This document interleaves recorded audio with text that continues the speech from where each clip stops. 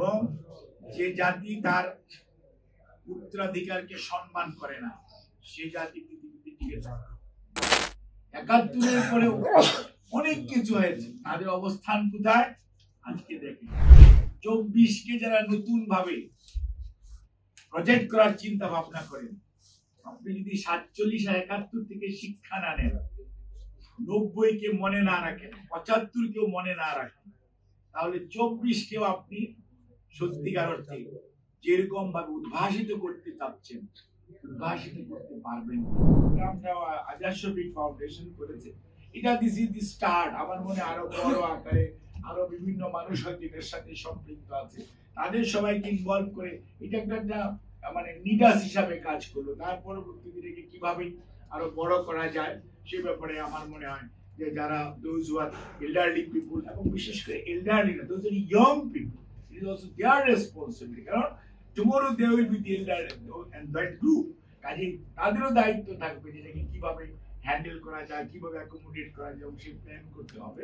এবং political party হিসাবে এটা বাংলাদেশ জাতীয়তাবাদী দল ডেফিনেটলি, এই যে দেখেন প্রবীণ হিতৈষীর সঙ্গে রেণু জিয়া রহমান আমাদের করা, এখন যদি পলিটিক্স বলতে হয় তাহলে আমি বলতে হয় এটা, আমি ওই লাইনে যেতে চাই না, কিন্তু যদি কোনো রুট খুঁজতে যান, yes you will find this.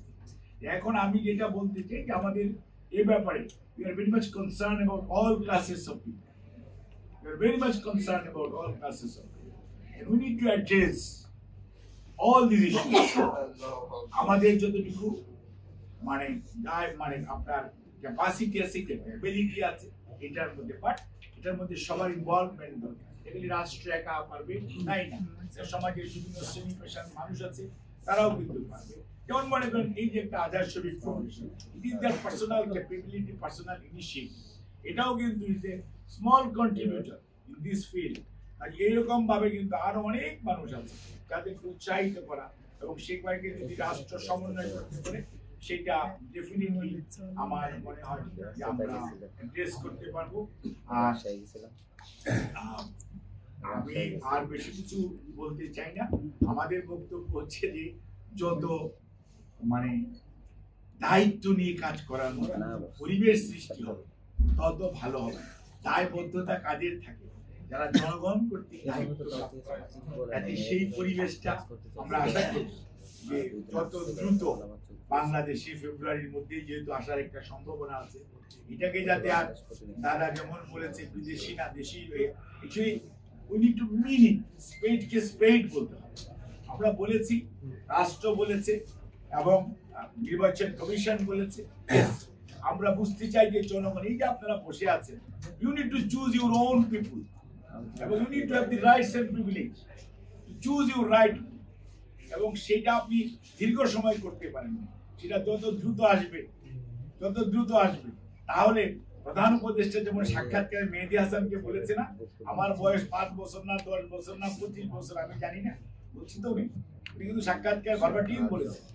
এই সময়টা থাকবে না, there should be rules and regulations, there should be a constitutional format, and everybody will be under the laws of that constitution, এবং we should be মানে responsible and accountable as per constitution। তখন এইরকম কথা বলার সুযোগ থাকবে না, এবং যখন আপনাকে কেউ দায়িত্ব দিবে, দায়বদ্ধ থাকবে, তখন আপনি অ্যাকাউন্টেবিলিটি থাকবে, দায়বদ্ধতা থাকবে, তখন চেয়ারে বসে চেয়ারের অপোজিটে থেকে ষড়যন্ত্র করার সুযোগ থাকবে না, কারণ তখন you are answerable to the people.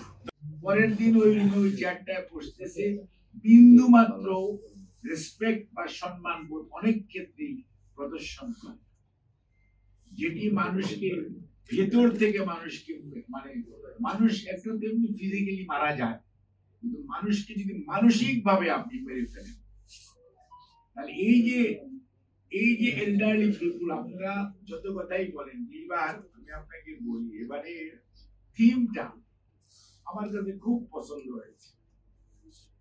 এবারে কিন্তু ডব্লিউএইচও প্রত্যেক মানে হেডকোয়ার্টার অল দি টাইম একটা করে থিম দেয়।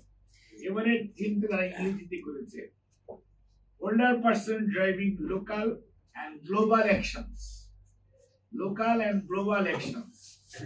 our aspirations, our well-being and our rights। older person সম্পর্কে বলবে, এইটাকে যদি আপনি বাংলা করেন, বাংলায় কি আসে?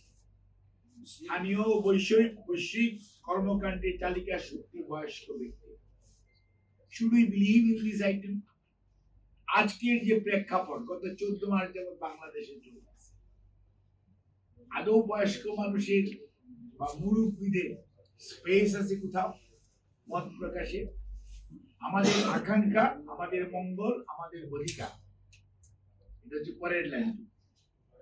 এখন কথা হচ্ছে কেউ যদি মনে করেন জন্ম থেকে আপনি ডক্টর মোহাম্মদ ইউনূস, দ্যাটস রং। কারণ জন্মর পরবর্তীতে তারপরে আস্তে আস্তে অনেকটা 5টা স্টেজ পার হয়ে আপনি স্টেজে এসেছেন। আগে আমরা বলতে, আমি যেটা বলার জন্য আজকে কথাটা বললাম, এই যে আপনার স্থানীয় অর্থাৎ বাংলাদেশ এবং বাইরের আমাদের দেশের ভালো মন্দ এভরিথিং, এটার চালিকা শক্তির পিছনে এল্ডার পপুলেশন 60+। আপনি বলেন আফ্রিকানরা বলে 50 বছরের বেশি হলেই তারা এল্ডারলি, আর অন্যদের জন্য বলা হয় যে 60-65 এবং 60-65 এর পরে 74 পর্যন্ত একটা গ্রুপ, 75 থেকে 84 পর্যন্ত একটা গ্রুপ, 85 অনওয়ার্ডস অ্যানাদার গ্রুপ। মানে বয়স্ক মানুষের মধ্যে 3টা গ্রুপ, 3 টায়ার আছে। এখন যে কথাগুলো এখানে এসছে, আমাদের চিন্তা ভাবনা যে 47 আমাদের গড়ায়ু ছিল, আমরা কিন্তু ওই চিন্তা দিয়ে আছি। আমাদের প্ল্যানার যারা আছে তারা ওই চিন্তার মধ্যে রয়ে গেছে। এই গ্রুপ অফ পপুলেশন 2100 সনে যায় 2.7 বিলিয়ন হবে। আপনার প্রজেকশন হচ্ছে 2100 সনে 2.7 বিলিয়ন পপুলেশন হবে, যাদের বয়স থাকবে আপনার 65 এর হবে। তাইলে আজকে বিশ্বে 25 এর যদি আপনি চিন্তা না করেন, how you are going to accommodate all these people? আপনার দেশেও তো কিছু হবে। পৃথিবীর উন্নয়নশীল দেশ বা উন্নত দেশের কথা বাদ দেন, আপনি যে এখন যে দেশে আছেন, এই দেশের পপুলেশন এখন 67 ফর মেল এবং 71 বা 72 ফর ফিমেল। এই যে একটি সিচুয়েশন, এই এজিং পপুলেশনকে আপনি কিভাবে দাদা যে কথাটি বলেছে, এটা তো চরম সত্য কথা। ঢাকা মেডিকেল কলেজে যদি আমরা যাই, ঢাকা মেডিকেল কলেজে আপনাকে টিকিট কাটতে হবে ওই কুস্তি করে, আর ওপিডি টিকিট কাটতে হলে ইমার্জেন্সিতে যেতে হলে you are taking ticket from the same counter, যেখানে 12 বছর 15 বছরের অসুস্থ মানুষটাও আছে, যেখানে একজন 70 বছরের বয়স্ক মানুষ।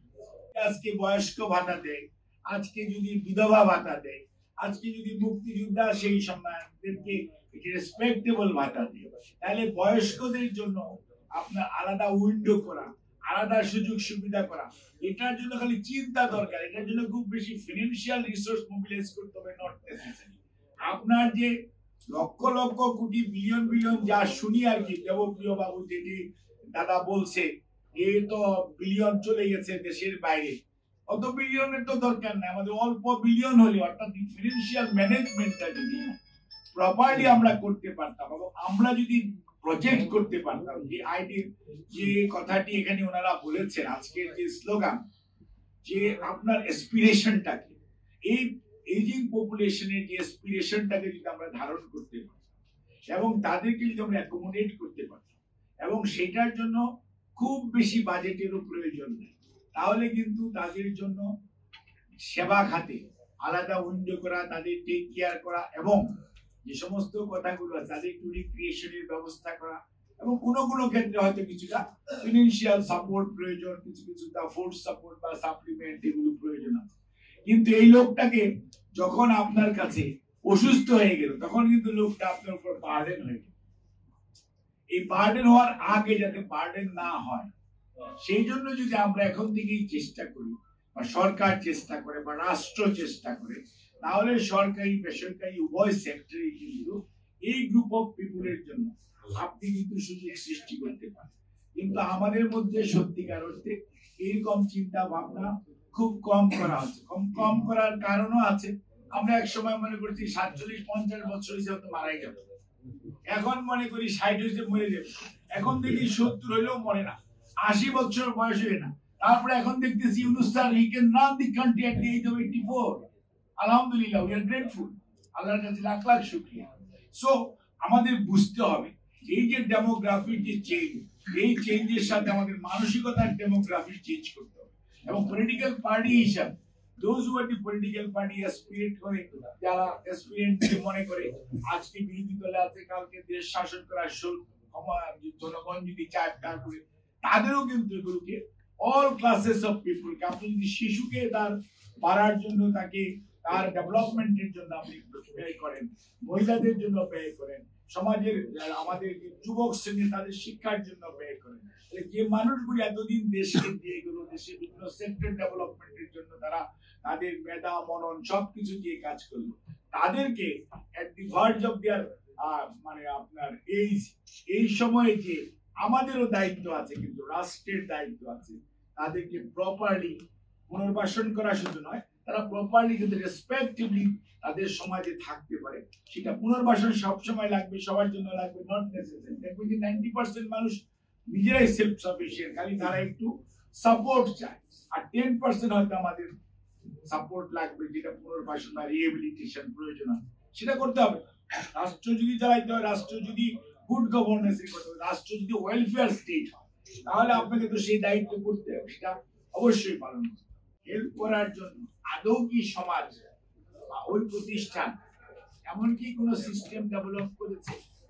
কিন্তু আপনি যদি যারা আমরা যে স্ক্যান্ডিনেভিয়ান কান্ট্রির কথা বলি, সেটার কথা মনে করতে আমার পর যখন দেখলেন তোমার চেহারার দিকে চায় বললো কিন্তু সিনিয়র সিটিজেন, তোমার টিকিট লাগবে না, অথবা তোমার টিকিট রিডিউস প্রাইসে আছে।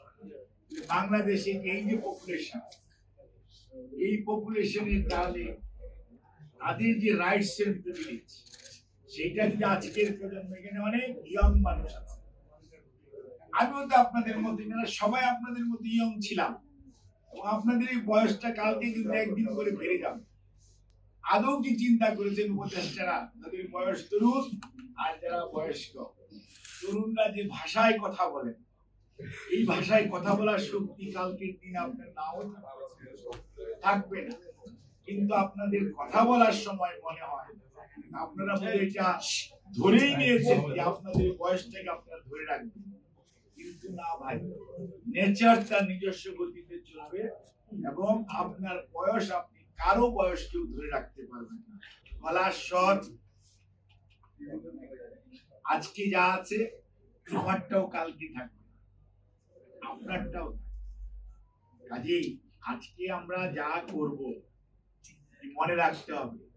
ময়মনসিং একটা মানে ময়মনসিং আমি বড় হয়েছি তো, ময়মনসিং বলে কি জানেন, কারোর জন্য গর্ত খুললে বলে কি নিজেরা পাবো, মানে মানুষের খারাপ চিন্তা করে যদি আপনি কিছু করেন, ওটা প্রথম আপনাকে এফেক্ট করবে, এটা হলো মেইন মুদ্রা কথা।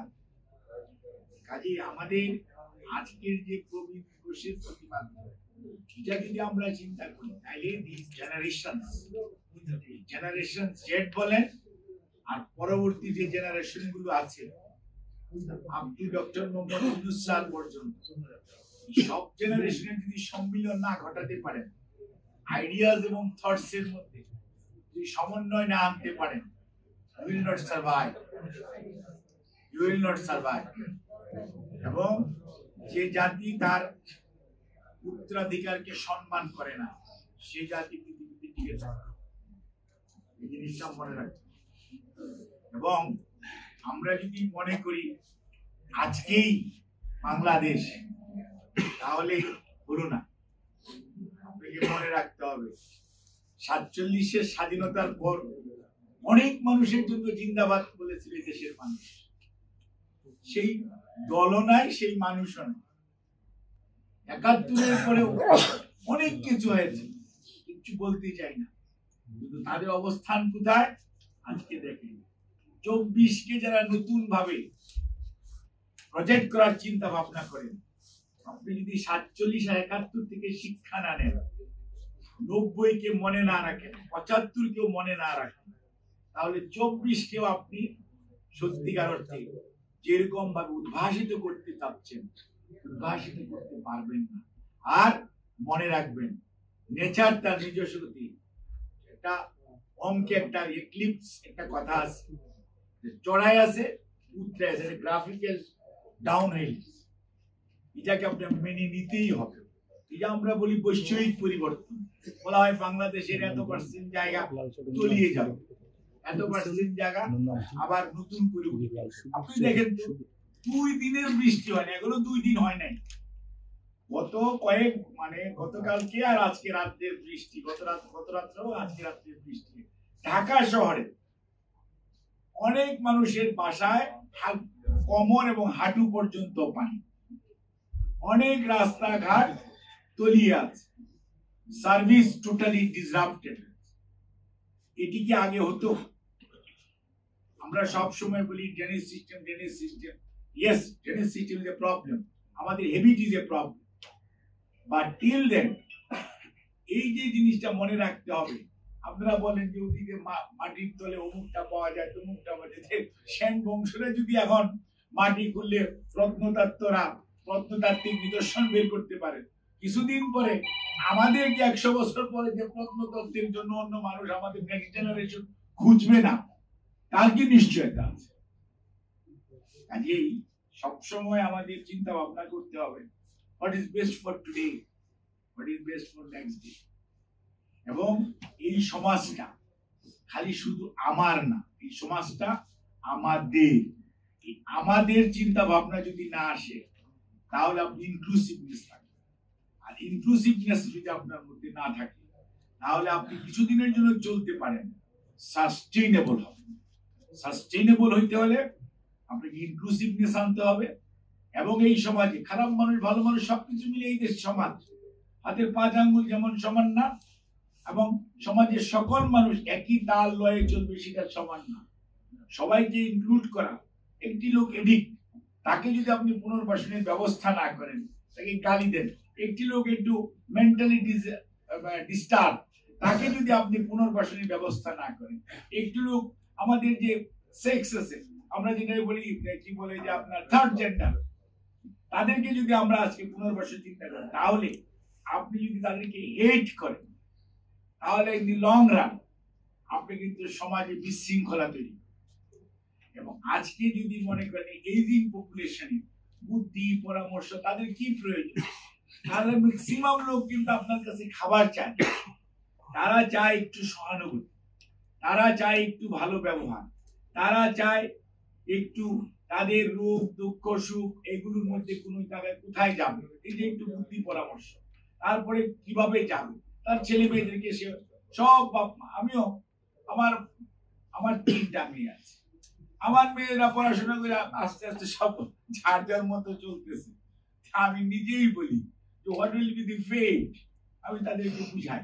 কিন্তু আমি জানি আমার আমার মা আছে, আমার আব্বা মারা গেছে, কিন্তু এটি রিয়েলিটি অল দি গার্জিয়ান চায় তার ছেলেকে তার মেয়েকে তার চেয়ে বেশি শিক্ষিত।